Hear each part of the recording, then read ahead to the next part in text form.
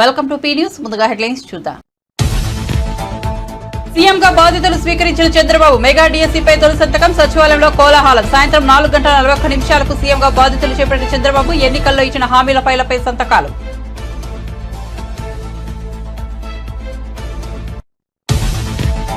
ఇటీవల ఎన్నికల్లో వైసీపీ ఘోర పరాజయం. ప్రస్తుతం కూటమి హనీమూన్ నడుస్తోందన్న జగన్. శిశుపాలుడు మాదిరి చంద్రబాబు తప్పులను కూడా లెక్కిద్దామని పిలుపు. చంద్రబాబు పాలనలో త్వరగా తప్పులు పండుతాయని వెల్లడి.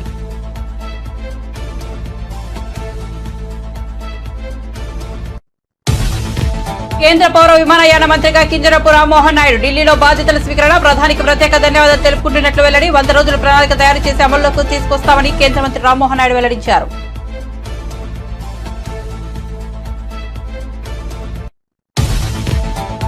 జగన్ గురించి మాట్లాడడం ఇక వేస్ట్ అన్న ఎమ్మెల్యే రఘురామకృష్ణరాజు. నాపై కస్టడీ టార్చర్ జరిగింది కాబట్టి పోలీస్ కంప్లైంట్ ఇచ్చా. నాకే న్యాయం జరగకుంటే ప్రజలకు నమ్మకం పోతుందని వ్యాఖ్య. కంప్లైంట్ ఇచ్చే విషయంలో తాను ఎవరితోనూ మాట్లాడలేదని వివరణ.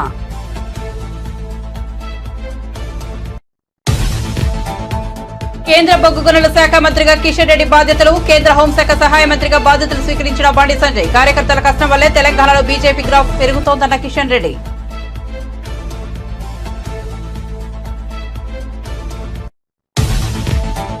యడియూరప్పకు నాన్ బెయిలబుల్ అరెస్ట్ వారెంట్ జారీ. ఫోక్సో కేసులో వారెంట్ జారీ చేసిన బెంగళూరు స్పెషల్ కోర్టు. 17 ఏళ్ల బాలికపై లైంగిక దాడి కేసులో యడియూరప్పపై కేసు నమోదు. విచారణకు హాజరు కావాలని ఇప్పటికే సిఐడి నోటీసులు. విచారణకు హాజరవుతానని చెప్పిన మాజీ సీఎం. ఓడితే రాజకీయాల నుంచి తప్పుకుంటానన్న ఛాలెంజ్ పై అనిల్ కుమార్ ఆసక్తికర వ్యాఖ్యలు. లోక్సభ ఎన్నికల్లో లావు శ్రీకృష్ణదేవరాయల చేతిలో ఓటమి. తన ఛాలెంజ్ ను ఎవరూ స్వీకరించలేదని వెల్లడి. అందుకే మాటను కట్టుబడి ఉండాల్సిన పని లేదని స్పష్టీకరణ.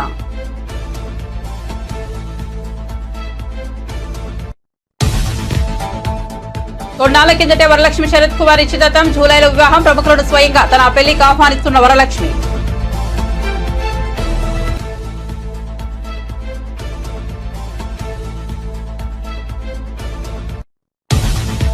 ఇక వార్త వివరాల్లోకి వెళ్తే టీడీపీ అధినేత చంద్రబాబు ఏపీ ముఖ్యమంత్రిగా బాధ్యతలు స్వీకరించారు. వెలగపూడిలోని రాష్ట్ర సచివాలయం మొదటి బ్లాక్ లో ఉన్న ఛాంబర్లో సాయంత్రం 4:41 చంద్రబాబు సీఎంగా బాధ్యతలు అందుకున్నారు. అనంతరం ఎన్నికల్లో ఇచ్చిన ముఖ్యమైన హామీలకు సంబంధించి ఫైళ్లపై సంతకాలు చేశారు. చంద్రబాబు తన తొలి సంతకం మెగా డిఎస్సీపై చేశారు. ల్యాండ్ టైటిలింగ్ యాక్ట్పై 2వ సంతకం చేశారు. పెన్షన్ 4,000కు పెంచే ఫైలుపై 3వ సంతకం చేశారు. కాగా సీఎం ఛాంబర్లో చంద్రబాబుకు టీడీపీ అగ్రనేతలు, అధికారులు, విద్యార్థులు శుభాకాంక్షలు తెలిపారు. చంద్రబాబు బాధ్యతలు స్వీకరించిన సందర్భంగా రాష్ట్ర సీఎస్ నీరవ్ కుమార్ ప్రసాద్, డీజీపీ హరీష్ కుమార్ గుప్తా శుభాకాంక్షలు తెలియజేశారు.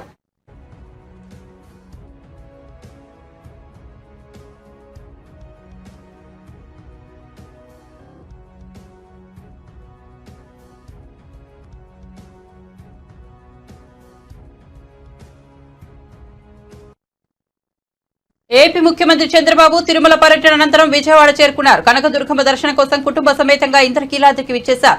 దేవాదాయ శాఖ కమిషనర్, ఎన్టీఆర్ జిల్లా కలెక్టర్, ఆర్ఈఓ తదితర అధికారులు సీఎంకు స్వాగతం పలికారు. కుటుంబ సభ్యులతో కలిసి దుర్గమ్మను దర్శించుకున్న చంద్రబాబు మొక్కులు చెల్లించుకున్నారు.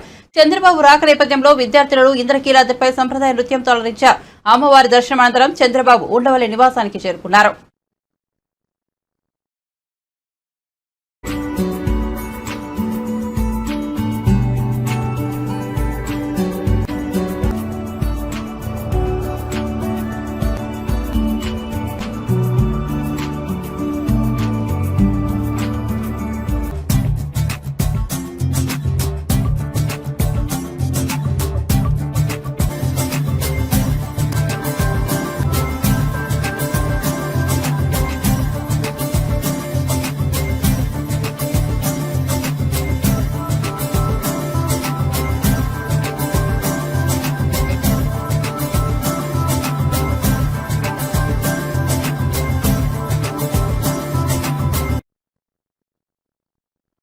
ప్రస్తుతం రాష్ట్రంలో టీడీపీ కూటమి హనీమూన్ నడుస్తోందని, వాళ్లకు కొంత సమయం ఇచ్చిన తర్వాత పోరాటం మొదలు పెడదామని మాజీ సీఎం జగన్ అన్నారు. ఆయన వైసీపీ ఎమ్మెల్సీలతో సమావేశం నిర్వహించారు. ఈ సందర్భంగా మాట్లాడుతూ చంద్రబాబు హయాంలో పాపాలు చాలా త్వరగా పండుతాయని, గతంలోనూ చంద్రబాబు పాపాలు ఎలా పండాయో అందరం చూశామని తెలిపారు.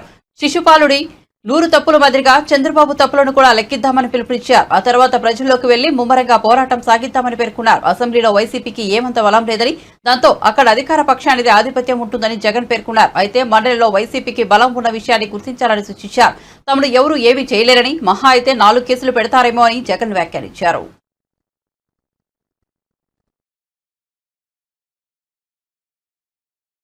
మనం గతంలో కూడా ఇదే మాదిరిగా పరిస్థితులు ఉన్నప్పుడు కూడా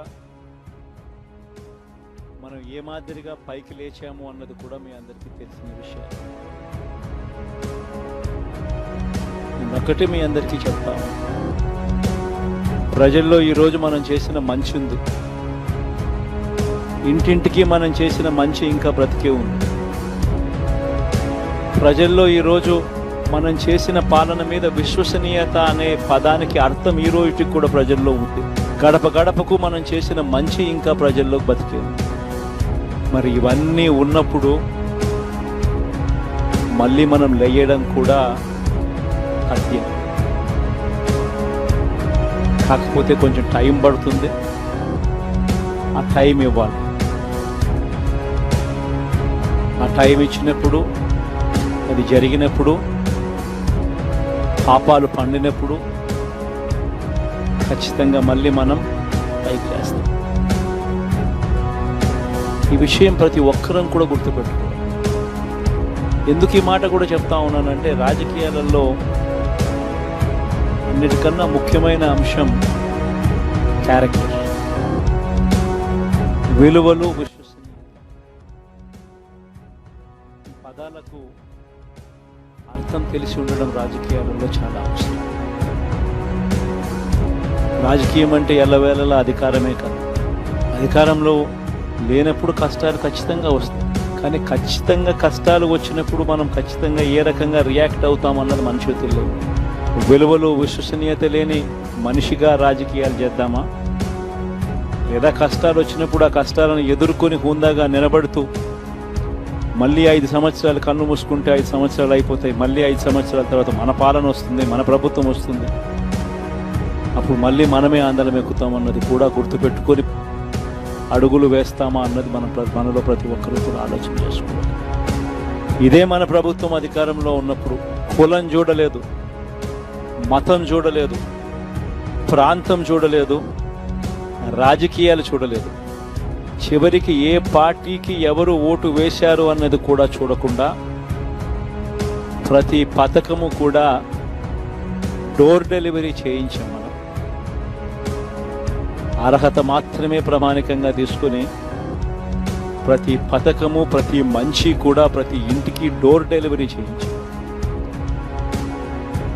అలా ప్రతి మంచి, ప్రతి పథకము డోర్ డెలివరీ చేసిన ప్రభుత్వం మనదైతే, పాలన మందైతే, ఈరోజు కేవలం వాళ్ళ పార్టీకి ఓటు వేయలేదు అని మాత్రమే, ఓటుకు వేయకపోవడమే పాపం అన్నట్టుగా ఈరోజు రావణ కాష్టం సృష్టిస్తా ఉన్నారు, విధ్వంసం చేస్తూ ఉన్నారు, ఆస్తులు నష్టం చేస్తున్నారు, కొడతా ఉన్నారు, అవమానిస్తూ ఉన్నారు. ఇవన్నీ శిశుపాలుని పాపాల్లో భాగాలుగా ఇవన్నీ అప్పుడే పాపాలు మొదలయ్యాయి.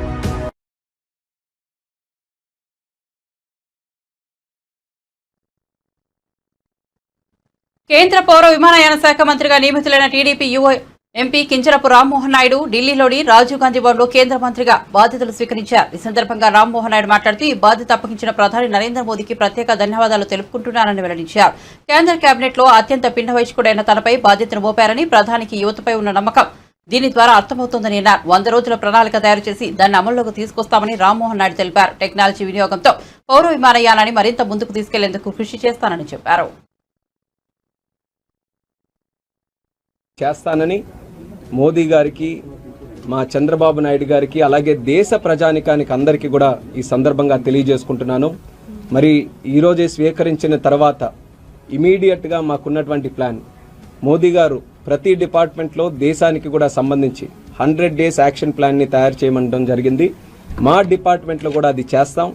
100 డేస్ ప్లాన్ తయారు చేసి దాన్ని ఇంప్లిమెంట్ చేయడానికి కూడా అన్ని విధాలుగా మా డిపార్ట్మెంట్ తరపున చర్యలు కూడా మేము తీసుకుంటాం.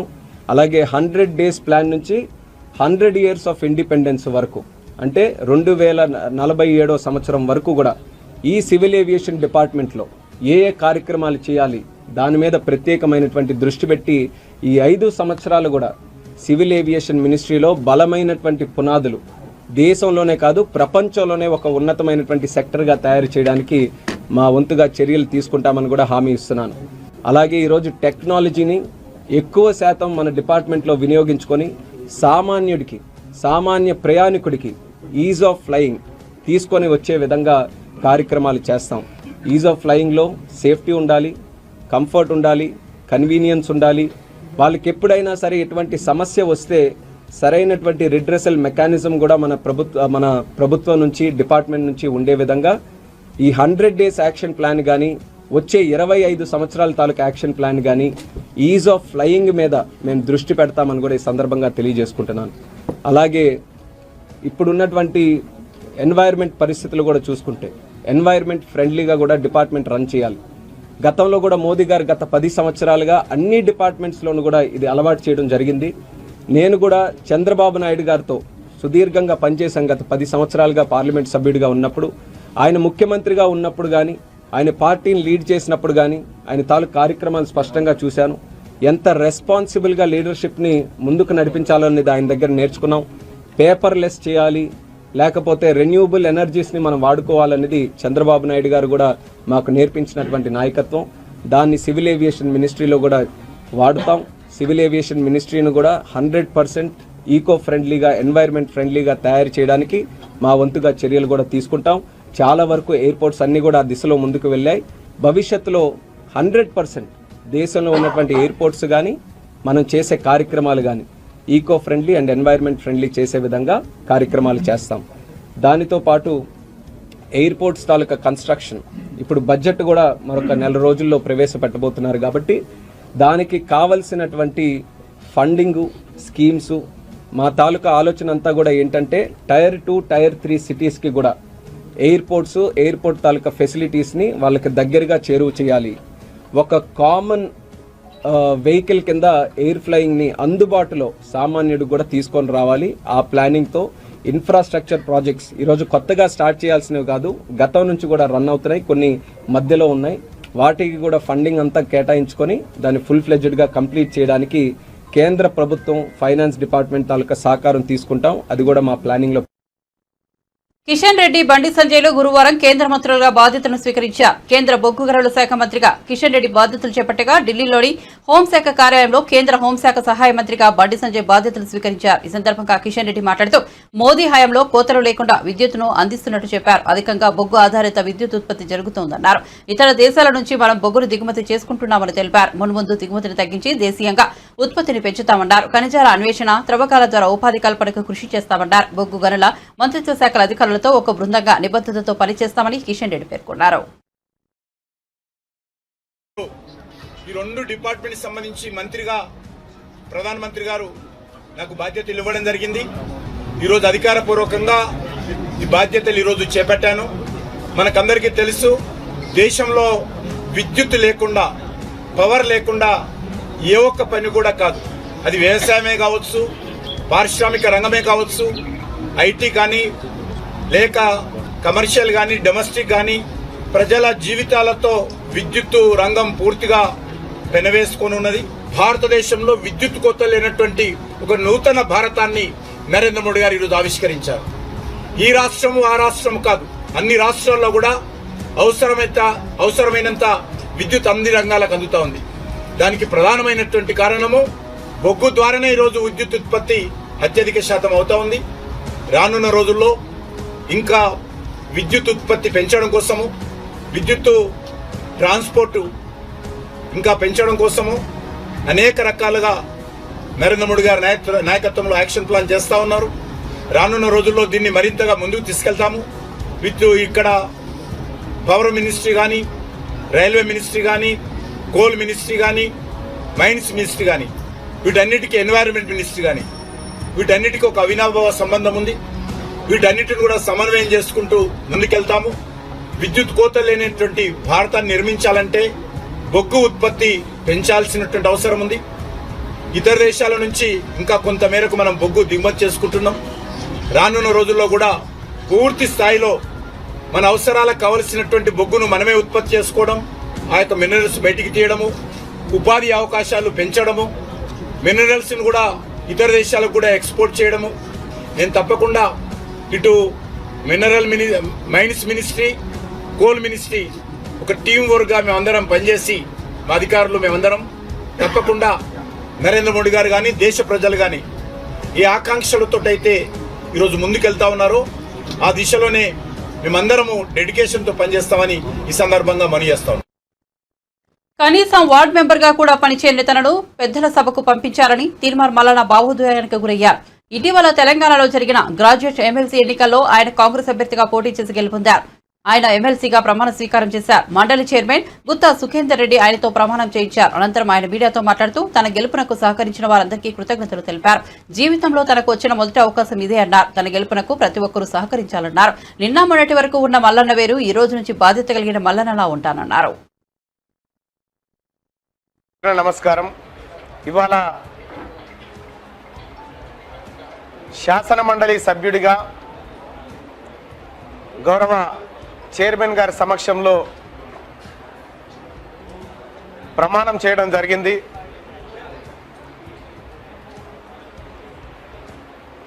ఇది నా జీవితంలో మొట్టమొదటి అవకాశం. నేను ఇప్పటివరకు ఏ చిన్న వార్డు మెంబర్గా కూడా చేయలేదు. మొదటిసారిగా శాసన మండలి సభ్యుడిగా పట్టభద్రులందరూ నన్ను ఆశీర్వదించి ఇక్కడికి పంపించడం, వాళ్ళందరి ఆశయాలను నిలబెట్టడం కోసం వారి ప్రతినిధిగా ఇక్కడ శాసన మండలిలో వారి మనిషిగా నేను రిప్రజెంట్ చేయబోతున్నందుకు అవకాశం కల్పించిన వాళ్ళందరికీ ధన్యవాదాలు. అలాగే తెలంగాణ రాష్ట్ర ప్రభుత్వం, ముఖ్యంగా మా గౌరవ ముఖ్యమంత్రి రేవంత్ రెడ్డి గారు, అలాగే AICC general secretary and incharge Deepa Das Munshi గారు, మా గౌరవ ఉప ముఖ్యమంత్రి వర్యులు మరియు మంత్రులు, ఎమ్మెల్యేలు, ఎమ్మెల్సీలు, పిసిసి కమిటీలు, డిసిసిలు, మరీ ముఖ్యంగా కాంగ్రెస్ పార్టీ కార్యకర్తలు అందరూ కూడా, ఇండియా కూటమిలో ఉన్నటువంటి సిపిఎం, సిపిఐ, తెలంగాణ జనసమితి, వివిధ ఉద్యోగ ఉపాధ్యాయ కుల సంఘాలు, జర్నలిస్టు సోదరులు అందరికి కూడా హృదయపూర్వక ధన్యవాదాలు తెలియజేసుకుంటూ నన్ను ఇక్కడి వరకు తీసుకొచ్చినటువంటి మీ అందరికీ శిరస్సు వంచి నమస్కరిస్తూ, ఇవాళ నిన్న మొన్నటిదాకా ఉన్నటువంటి మల్లన్న వేరు, ఈరోజు బాధ్యత కలిగిన మల్లన్నగా మీ ముందు ఉంటానని మీడియా ద్వారా పట్టభద్రులకు అందరికీ తెలియజేస్తా ఉన్నా. మరి ముఖ్యంగా ఈ గెలుపులో తమ భుజాల మీద వేసుకున్నటువంటి తీన్మార్ మల్లన్న టీం కుటుంబ సభ్యులందరికీ ధన్యవాదాలు తెలియజేస్తాం. కక్ష సాధింపు చర్యలు తమ విధానం కాదని మచిలీపట్నం పార్లమెంట్ సభ్యులు వల్లభనేని బాలశౌరి అన్నారు. ఎక్కడ దాడులు, దౌర్జన్యాలకు దిగవద్దని జనసైనికులకు సూచించారు. గత ప్రభుత్వంలో జనసైనికులను ఇబ్బందికి గురి చేసిన వారిపై చట్ట ప్రకారం చర్యలు తీసుకుంటామన్నారు. జనసేన పార్టీ నుంచి పోటీ చేసి విజయం సాధించిన తరువాత తొలిసారి మచిలీపట్నం వచ్చిన ఆయన స్థానిక ఆర్ఎండ్బి అతిథి గృహంలో మీడియాతో మాట్లాడారు. మచిలీపట్నం పార్లమెంట్ నియోజకవర్గాన్ని అన్ని విధాలుగా అభివృద్ధి చేయడమే తన లక్ష్యమన్నారు. పవర్ ఫైనాన్స్ కార్పొరేషన్ ద్వారా వచ్చే రుణంతో బందరు పోర్టు నిర్మాణాన్ని ఏడాదిన్నరలో పూర్తి చేసి జాతికి అంకితం చేస్తామన్నారు. భారత్ పెట్రోలియం కార్పొరేషన్ వారితో మాట్లాడి మచిలీపట్నంలో ఆయిల్ రిఫైనరీ ఏర్పాటుకు కృషి చేస్తానని బాలశౌరి తెలిపారు. సైనికులందరికీ కూడా నేను ఒక విజ్ఞప్తి చేస్తా ఉన్నాను. మన పద్ధతి వేరు, మన వ్యవహార శైలి వేరు. ఎక్కడ అనవసరంగా దౌర్జన్యాలు మీరు చేయొద్దు, దాడులు చేయొద్దు. వాళ్ళు చేసినటువంటి తప్పులు ఏదైతే ఉన్నాయో చట్టపరంగా ఆ డిపార్ట్మెంట్లు చర్యలు తీసుకుంటారు. ఎవరు కూడా చట్టాన్ని చేతిలో తీసుకోవద్దని చెప్పేసి నేను మనవి చేస్తా ఉన్నా. వాళ్ళు చేసినటువంటి అరాచకాలు మనం చేయొద్దు. పవన్ కళ్యాణ్ గారు కూడా ఈ విషయం గురించి స్పష్టంగా చెప్పారు. మనం ఒక క్రమశిక్షణ కలిగినటువంటి జన సైనికులుగా, కార్యకర్తలుగా మనం ప్రవర్తించాలనేటువంటిది ప్రతి ఒక్క జన సైనికుడిని నేను కోరుతా ఉన్నాను. అందరం కాన్సన్ట్రేట్ చేయాల్సింది అభివృద్ధి మీద. అదే రకంగా ప్రజలకు ఉన్నటువంటి సమస్యలు, ప్రధానమైనటువంటి సమస్యల మీద మనం అర్థం చేసుకొని ఆ సమస్యలను పరిష్కరించడానికి గెలిచిన అభ్యర్థులందరం కూడా కృషి చేయాలి. పవర్ ఫైనాన్స్ కార్పొరేషన్ ద్వారా లోన్ తీసుకొచ్చి పోర్టుని డెవలప్ చేస్తూ ఉన్నాం. ఒక 1.5 yearsలో నాకు తెలిసి ఆ పోర్టును కంప్లీట్ చేసి దాన్ని ఇక్కడ ప్రజలకు అంకితం చేస్తాం, జాతికి అంకితం చేస్తాం. ఆ పోర్టు పక్కన ఉన్నటువంటిది దాదాపు 4-5 వేల ఎకరాల ల్యాండ్లో ఒక మంచి ఇండస్ట్రియల్ హబ్గా తయారు చేసి అనేక మందికి ఉపాధి అవకాశాలు కలిగే విధంగా ఒక చక్కటి ప్లాన్ తోటి నేను కృషి చేస్తాను. ఈరోజు ఎక్కడ ఒక న్యూస్ చూశాను, భారత పెట్రోలియం కార్పొరేషన్ వాళ్ళు ఈ రాష్ట్రంలో దాదాపు ఒక 3-4 రిఫైనరీస్ పెడదామని చెప్పేసి ఎక్కడ ఒక న్యూస్ చూశాను. ఆ 3-4 రిఫైనరీస్ పెట్టేటప్పుడు వైనాట్ మచిలీపట్నం అనేది కూడా నేను ఆలోచిస్తాను. ఒకటి ఎందుకు కాకూడదు అనేది. సో వైనాట్ అంటే ఇలాంటి ఆలోచనలు రావాలి. సో అర్థం లేనటువంటి ఆలోచనలతోటి, ఊరికే పిచ్చి మాటలతోటి టైం గడపటం కంటే రిఫైనరీ, ఇండస్ట్రియల్ హబ్ ప్రజలకి ఏ రకంగా. ఎన్నికల సమయంలో మాజీ మంత్రి అనిల్ కుమార్ యాదవ్ చేసిన ఛాలెంజ్ గురించి ప్రస్తావించారు. పల్నాడులో ఓడిపోతే రాజకీయాల నుంచి తప్పుకుంటా అని సవాల్ చేశారు. ఆ విషయాన్ని తెలుగుదేశం పార్టీ శ్రేణులు ప్రస్తావిస్తున్నాయి. దీంతో అనిల్ కుమార్ యాదవ్ మీడియా ముందుకు వచ్చారు. ఎన్నికల్లో ఓటమి తదితర అంశాలపై మాట్లాడారు. రాజకీయాల గురించి తప్పుకుంటానని అనే అంశంపై గురించి కూడా మాట్లాడారు. 29కి ఏ విధంగా బౌన్స్ బ్యాక్ అవ్వాలి, ఏ విధంగా ప్రజలకు అండ ఉండాలి అంతా కూడా రచిస్తారు. ముఖ్యమంత్రి మా జగనన్న తప్పకుండా బౌన్స్ బ్యాక్ అవుతాం, తప్పకుండా వస్తామని చెప్పి తెలియజేస్తాం.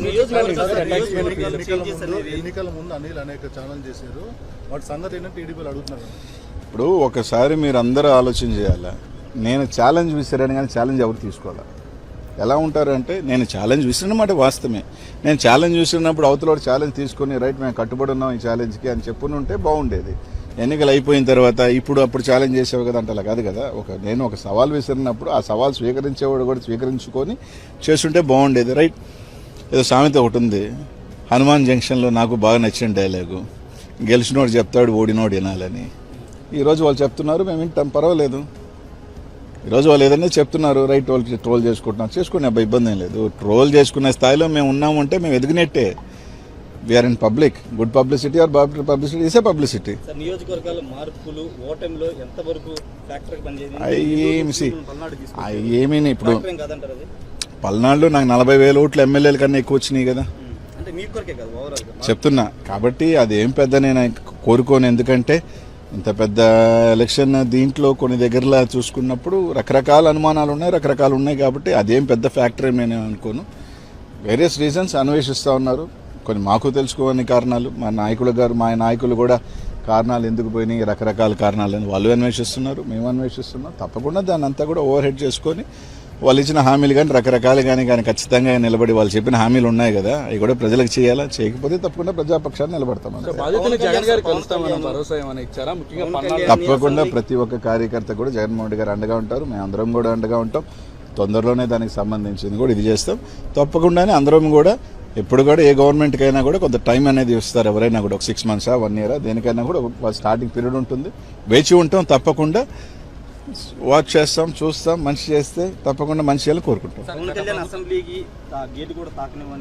నేను అనలేదే, నేను అనలేదే,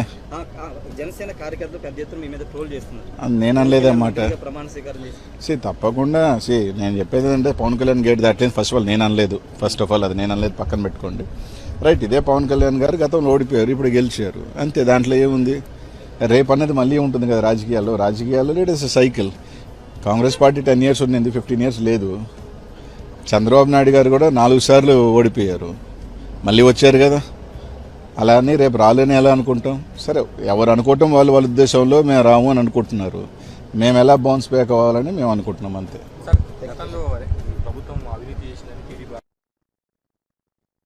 ఆంధ్రప్రదేశ్ మాజీ ముఖ్యమంత్రి జగన్మోహన్ రెడ్డి గురించి ఇకపై తాను వ్యక్తిగతంగా మాట్లాడబోనని టీడీపీ ఎమ్మెల్యే రఘురామకృష్ణరాజు స్పష్టం చేశారు. ఈ మేరకు గురువారం ఉదయం మీడియా సమావేశం ఏర్పాటు చేసి మాట్లాడారు. దీనిపై మరింత వివరణ ఇస్తూ మంచో చెడో చేయాల్సింది చేశాడు, వెళ్లిపోయాడు. ఇప్పుడు ప్రజలు ఆ విషయం పట్టించుకోరు. ప్రజల దృష్టి ఇప్పుడు మాపై ఉంటుంది. కొత్త ప్రభుత్వం ఎన్నికల హామీలు నెరవేర్చుకుంటుందా, ఎలా నెరవేర్చుతుందనే చూస్తారు. అందుకే మేం కూడా మా హామీలను అమలు చేసే విషయంపైనే దృష్టి కేంద్రీకరిస్తామని రఘురామన్ అన్నారు. ఇకపై జగన్ పై కానీ వైసీపీ పైన కానీ ప్రజల దృష్టి ఉండకూడదు అని కూడా వివరించారు. ఎన్నికల ఫలితాల తర్వాత జరిగిన తొలి సమావేశంలో ఎమ్మెల్యేలను ఉద్దేశించి తమ పార్టీ నేత చంద్రబాబు మాట్లాడుతూ ప్రజలు మనకు అధికారం ఇవ్వలేదు, బాధ్యతను కట్టబెట్టారని చెప్పారు. అందుకే మనం దాడులు అవి ఇవి చేయొద్దని అందరికీ స్పష్టం చేశారన్నారు. తప్పు చేసిన వాళ్ళను చట్ట ప్రకారం శిక్షించాలని చెప్పారన్నారు. అందుకే తనపై జరిగిన కస్టోడియల్ దాడిపై పోలీసులకు ఫిర్యాదు చేశానని రఘురామ వివరించారు. అది పిచ్చి ఆసుపత్రిలో చేసుకోవాలి. అక్కడ ప్రమాణ స్వీకారాలు ఏంటి, ప్రజల ఓట్లన్నీ అక్కడ పడిపోయినాయి. చాలా దారుణంగా ఉన్న పరిస్థితి. పందాలు కాయకండి రా బాబు, తర్వాత మళ్ళీ మీరు ఇబ్బంది పడతారని కూడా చెప్పా. ఆ పందాలు కాసుకున్న వాళ్ళు కొద్దిమంది ఆత్మహత్య చేసుకుంటున్నారు. సో మనస్తాపంతో ఆత్మహత్య అని చెప్పి, వైసీపీ రాలేదని మనస్తాపంతో ఆత్మహత్యలు అని చెప్పి, మళ్ళీ దానికి ఒక డిఫరెంట్ మీనింగ్. మళ్ళీ జగన్మోహన్ రెడ్డి గారు బహుశా ఓదార్పు యాత్ర 2.0 స్టార్ట్ చేస్తారేమో, నాకు తెలియదు. నేను ఇంకా ఈ రోజు నుంచి వ్యక్తిగతంగా జగన్మోహన్ రెడ్డి గారి గురించి నేను మాట్లాడుకుంటున్నాను. ఎందుకంటే ఆయన భాషలో చెప్పాలంటే మంచో షేడో, ఆయన చేయాల్సింది చేశాడు, వెళ్ళిపోయాడు. ఇప్పుడు జనాలు చూసేది మేమేం చేస్తాం, మేము ఇచ్చిన హామీలు ఎలా నెరవేరుస్తాం.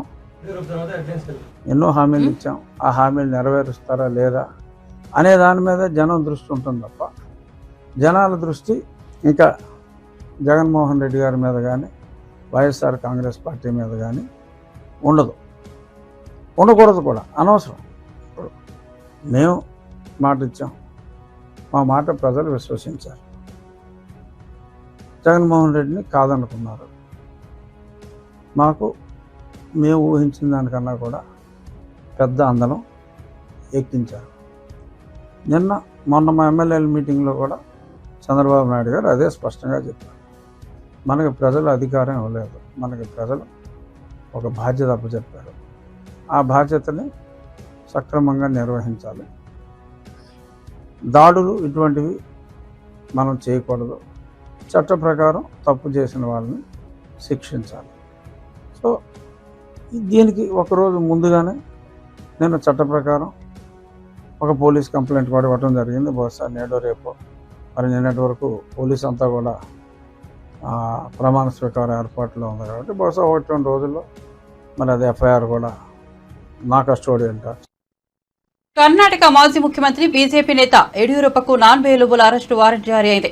పోక్సో కేసులో ఆయనకు బెంగళూరు స్పెషల్ కోర్టు ఈ వారెంట్ను జారీ చేసింది. దర్యాప్తు సంస్థ ఆయన అరెస్ట్ చేసే అవకాశాలు కనిపిస్తున్నాయి.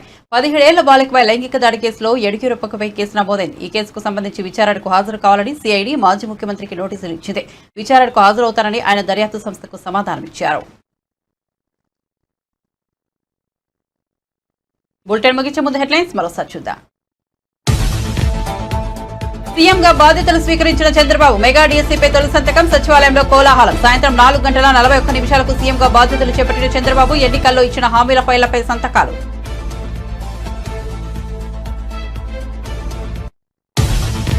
ఇటీవలి ఎన్నికల్లో వైసీపీ ఘోర పరాజయం. ప్రస్తుతం కూటమి హనీమూన్ నడుస్తోందన్న జగన్. శిశుపాలుడి మాదిరి చంద్రబాబు తప్పులను కూడా లెక్కిద్దామని పిలుపు. చంద్రబాబు పాలనలో త్వరగా తప్పులు పండుతాయని వెల్లడి.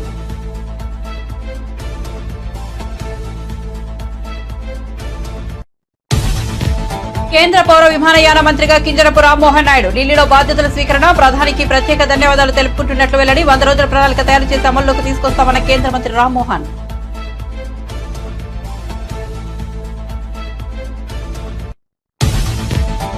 జగన్ గురించి మాట్లాడడం ఇక వేస్ట్ అన్న ఎమ్మెల్యే రఘురామకృష్ణరాజు. నాపై కస్టోడియల్ టార్చర్ జరిగింది కాబట్టి పోలీస్ కంప్లైంట్ ఇచ్చా. నాకే న్యాయం జరగకుంటే ప్రజలకు నమ్మకం పోతుందని వ్యాఖ్య. కంప్లైంట్ ఇచ్చే విషయంలో తాను ఎవరితోనూ మాట్లాడలేదని వివరణ.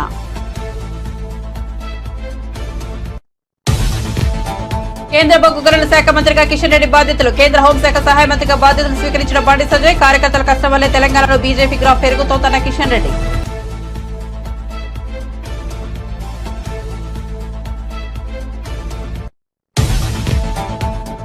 యడియూరప్పకు నాన్ బెయిలబుల్ అరెస్ట్ వారెంట్ జారీ. ఫోక్సో కేసులో వారెంట్ జారీ చేసిన బెంగళూరు స్పెషల్ కోర్టు. 17 ఏళ్ల బాలిపై లైంగిక దాడి కేసులో యడియూరప్పపై కేసు నమోదు. విచారణకు హాజరు కావాలని ఇప్పటికే సిఐడి నోటీసులు. విచారణకు హాజరవుతానని చెప్పిన మాజీ సీఎం.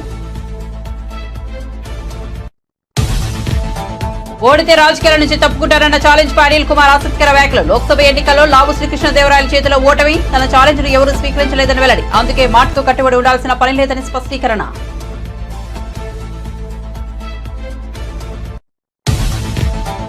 కొన్నాళ్ల కిందటే వరలక్ష్మి శరత్ కుమార్ నిశ్చితార్థం. జూలైలో వివాహం. ప్రముఖులను స్వయంగా తన పెళ్లికి ఆహ్వానిస్తున్న వరలక్ష్మి.